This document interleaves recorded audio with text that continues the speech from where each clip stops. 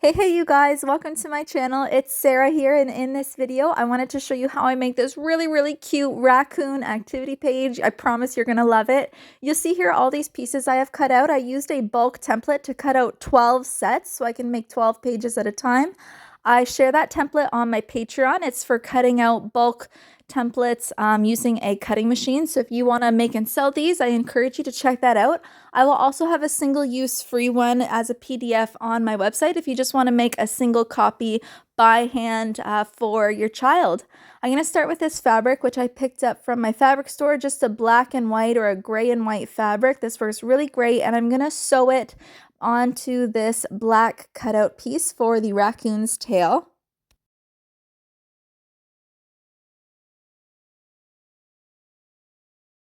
After that's done, I'm going to trim off all of the excess. After that, I have these branches. These are cut out by hand. I don't have these in my template, but they're really easy and quick. You just cut out a rough copy by hand. The rougher it is, the better, because that's how a real tree branch looks. I'm just going to sew around all the outside of it about halfway down my page. And I don't need to bother sewing on the one flat edge at the border. I'm going to be sewing that on when I do the whole border anyways, so I leave that part alone. Then I also by hand cut out these strips of green fabric. I have a pair of scissors that have that zigzag pattern on them. They're fabric cutting scissors. They work great. And for now, I'm just going to clip those on. Again, I don't need to sew it on because when I do the border, I'm going to be sewing it in that spot anyways. So to save myself a little time, just sew it at the end. Then I'm going to take the tail and the raccoon body, and I'm going to place the tail and the raccoon in place where I want it, and I'm going to layer the raccoon body over top of the tail a bit, and I'm just going to go ahead and sew that right on. You'll notice too as I start to sew this that I don't sew on the tail first. To save myself time, I just start at kind of the raccoon's behind, and I sew around the whole raccoon's body, and I'll just go straight from there into sewing on the tail. Might not seem like much of a time saver, maybe only a minute, but when you're making 12 sets at a time over the course of a few hours, by the end of the day, every minute that you can save adds up and, saves about an hour of time by the end of the day. And who doesn't want to finish work an hour early? So doing little tricks like this and not sewing things that are necessary, like not sewing that tail on first, it does save a little time. So once I get to the end of the raccoon and I get to its behind there, I just go straight into sewing on the rest of the tail.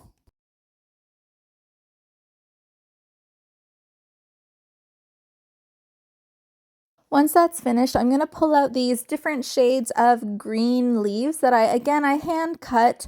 I don't bother doing templates for leaves because they're just so easy to cut, and it's a good opportunity to use up some of my scrap leftover green felt that I have lying around. Same with that brown tree branch.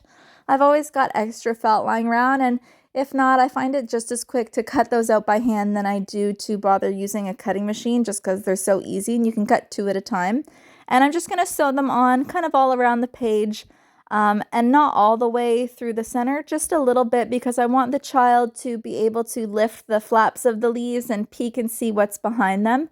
You'll notice too that I don't bother cutting the thread after each leaf. I just keep that in there and I sew each leaf, and then once I'm done at the end, I will cut all of the threads.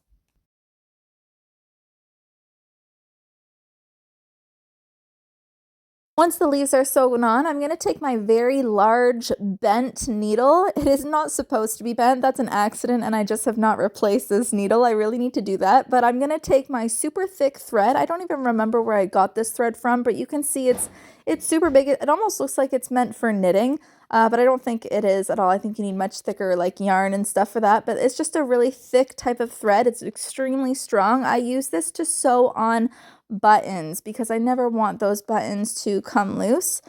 So I have some cute little food buttons, and I want to hide those buttons behind the leaves so that children can see if they can find the raccoon's favorite foods hidden on the page. And then I have a few little, I have a little hedgehog pack of buttons here, and then I also have a little mushroom button that I sew on the page. And so I'm just going to do it one at a time, starting at the back, go through, And I know this is kind of a slow process, but I just want to show you how I do it in case you're curious.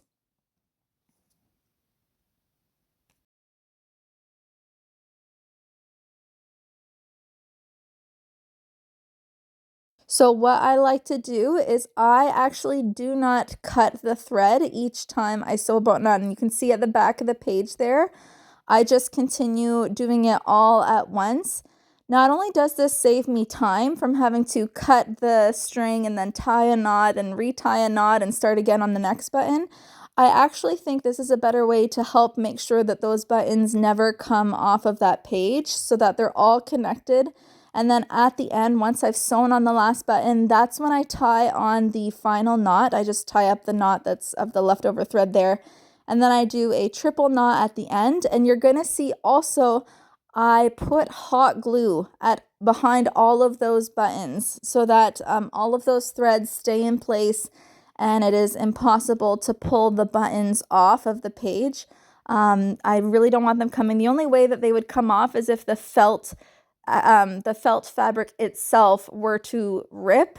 And even then, though, the buttons would still be attached to the strings, and the strings would still be attached with the big globs of hot glue, which you're going to see in a minute. Here I'm just gluing on all of the pieces of the face. You can sew these on if you want to, but I think hot gluing them on works really quickly and it works really well. So all of these pieces are included in my template on my Patreon, and it's all set up where you can cut out a ton of the same pieces at once so that you can make multiple pages all at once.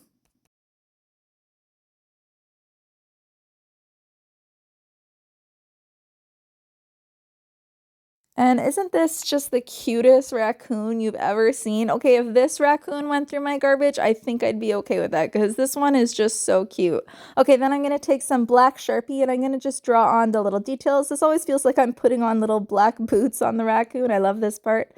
Then I'm going to take another 8" by 8" sheet of felt, and I have this really cute forest themed animal fabric. So I'm going to just wrap it around at the corners, clip it, and that's going to be the back side of my activity page. So oh, and I also always cut out by hand with my scalloped edge scissors. I cut out this binding piece that I use. This is how I connect my activity pages together, in case you're new to my channel. And that's with 3mm thick felt, that red binding piece. So it's really thick and really dense. Here's where I'm putting hot glue on all of the spots where that thread goes through the felt, just to make sure that those buttons never get pulled out of place and they always stay attached. A little side note too, I always use my better quality felt if I am doing a page that has buttons sewn through. Usually I don't have buttons sewn through on my pages, but if I do, I always use my 1.2mm felt instead of my usual 1mm felt that I use for pages, just because I just feel better having that thicker felt.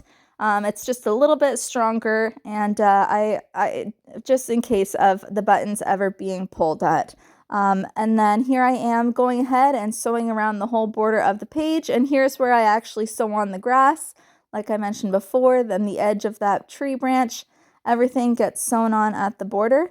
Next, I put 2 holes in the binding piece with my heavy-duty hole punch, and then I use metal binder rings to connect pages together so parents can pick and choose what pages they like and build their own busy book. And there it is. It is so cute. I absolutely love this page. In case you're wondering, to make 6 of these, including cutting time, sewing time, assembling, took me 2 hours. So basically I can make 3 in 1 hour, and it cost me about $4 in materials to make this activity page. It turned out so cute. Love it so much. Okay, thanks so much for watching, you guys. I'll see you in the next video.